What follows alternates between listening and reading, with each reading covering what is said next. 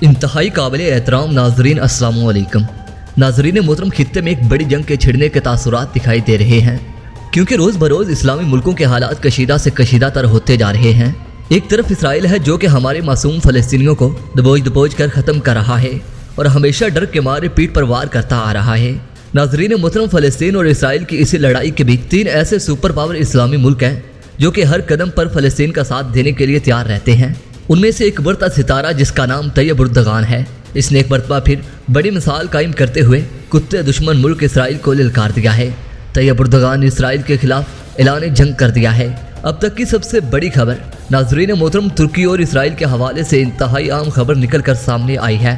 فلسطینی مسلمانوں پر ظلم کے پہاڑ توڑنے والے اسرائیل کے خلاف ترکی نے بڑا اعلان کر دیا ہے۔ ناظرین محترم، طیب اردغان نے آج پارلیمنٹ میں خطاب کرتے ہوئے اسرائیل کے خلاف فوجی سطح پر کیا قدم اٹھانے کا اعلان کیا ہے۔ اس حوالے سے طیب اردغان کی ویڈیو آپ کو دکھانے سے قبل میں آپ کو بتا دوں کہ اسرائیل کی جانب سے مسجد اقصی پر قبضے کے بعد آج کے دن اسرائیل پر شام کی جانب سے 240 میزائل داغے جا چکے ہیں، جس میں اسرائیل کو کافی نقصان پہنچنے کی اطلاعات بھی سامنے آ چکی ہیں۔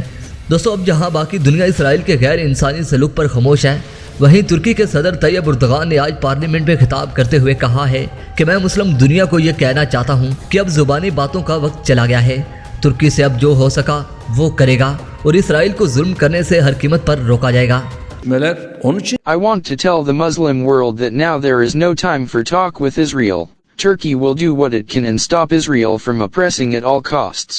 ناظرین محترم، ویڈیو پسند آنے کی صورت میں ضرور کو لائک کیجیے اور دوستوں سے شیئر کیجیے اور کمنٹ سیکشن میں پاک فوج زندہ باد اور فلسطین زندہ باد کا نعرہ ضرور کمنٹ کیجیے گا۔ ناظرین محترم، اس کے ساتھ اجازت چاہوں گا۔ اپنا اور اپنے پٹوں کا ڈھیر سارا خیال رکھیے۔